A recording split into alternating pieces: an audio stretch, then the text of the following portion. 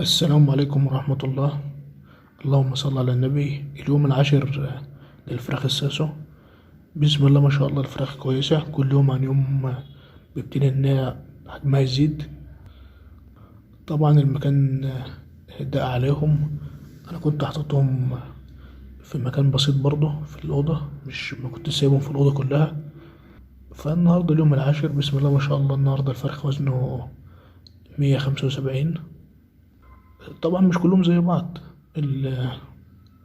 في اللي كده وفي اللي كده وفي اللي كده. بس انا ماسك فرخ معين فيهم من اول يوم، وببتدي ان انا اشوف الزياده بتاعته اليوميه ايه. انا امبارح حاطط لهم خلطه البصل والثوم والليمون. خلطه بترفع مناعتهم و...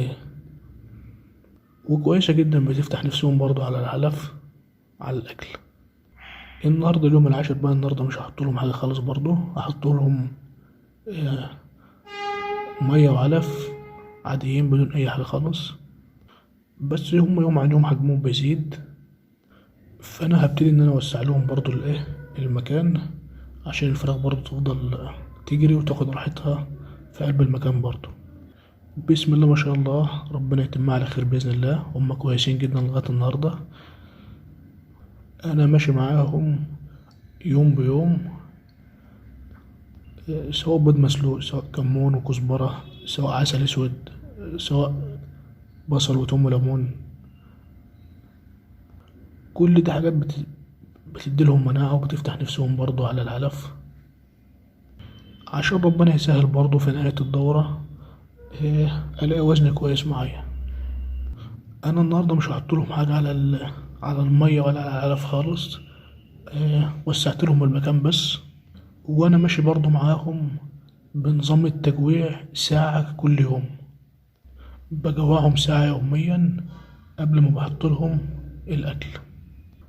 طب انت يا عم بتجوعهم ليه؟ طب ما تسيب الفراخ تاكل براحتها، انت بتجوعها ليه؟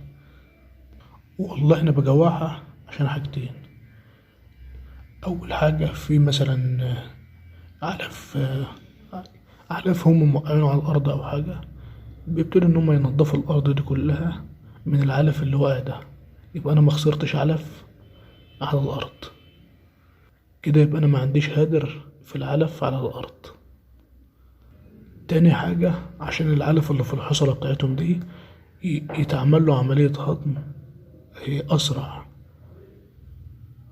فلما أجي أحط لهم العلف بعد ساعة، معدتهم طبعا تكون فاضية خالص وحصلتهم تكون فاضية خالص، فالفراخ تبتدي إنها تجري على العلف تاكل عشان تعوض الجوع بتاعها ده. فتيجي تبص في نهاية اليوم، بتلاقي الفرخ اللهم صل على النبي الحصلة بتاعته مليانة علف. ليه؟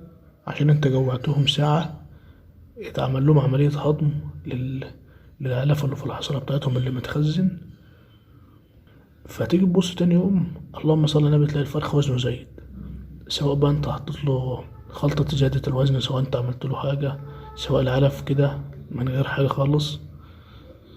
تيجي تبص تلاقي ربنا كرمك والفرخ رامي معاك وزن كويس من بداية الدورة كده.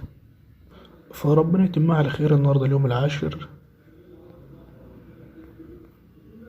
ربنا يتمها على خير، ونبتدي ان احنا نصور لكم يوم بيوم بإذن الله.